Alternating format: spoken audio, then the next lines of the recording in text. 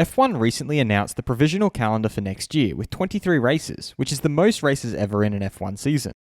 The season will start in the third week of March and will extend all the way to the first week of December.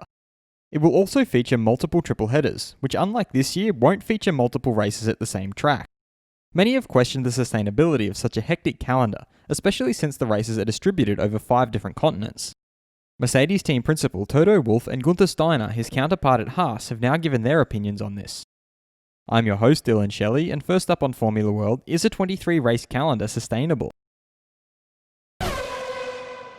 Wolff began by pointing out the benefits of a long calendar. I think the teams are the beneficiaries of the growing revenue and growing income. The teams still take a large chunk of the EBI TDA, and in that respect we all need to show support for the business to grow. He then looked into the impact of triple headers on different racetracks. On the other side, a couple of triple headers will take a toll on the people. I think there is an Asian triple header that will mean we are more than 3 weeks away from home, and that is certainly not something that is great. He further revealed the part of the crew that will suffer the most.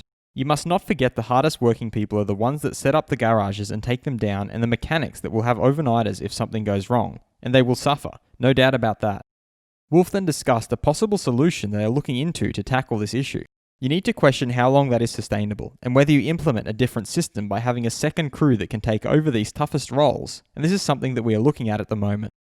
Steiner added by giving his thoughts on the sustainability of such a program.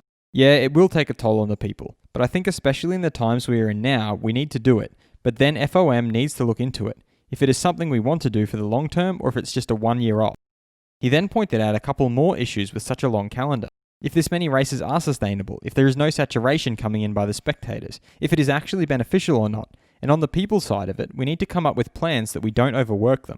We overwork them anyway, but we need to be clear that we cannot demand that all the time. That is part of our job. If it gives us more revenue, we need to come up with ideas where we make it sustainable for ourselves, where we don't need to wait until we are told to do that. He signed off by reiterating the need for a solution to meet the increasing workloads. It's part of where Formula One is going. We will just find out in a few years if it is the right way or not, if more races is the right way. We need to try it and try to find some solution where our people do not get worn out. Fast feed. Mercedes trackside engineer Andrew Chauvelin feels that Turkey was an interesting weekend with many opportunities to grow their understanding of the car and tyres. Red Bull's team principal Christian Horner has suggested that to dominate and then lose at the last minute is disappointing after Verstappen missed out on pole position in Turkey. Racing Point's Lance Stroll sees his pole position at Turkey as a special moment and one of the biggest of his career. Zandvoort circuit director Robert van Overdijk feels that F1 want all those beautiful pictures of an orange sea to go out into the world. This has become a kind of showcase towards other circuits. He also reiterated that a race without fans is not possible, as their preparations are completely focused on more than 100,000 fans a day.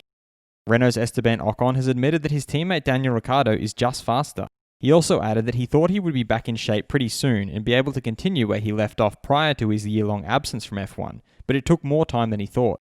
Racing Point team principal Otmar Safnauer has revealed that it was Lance Stroll who said that the Inters would be the best at the end of Q3, which helped him clinch pole.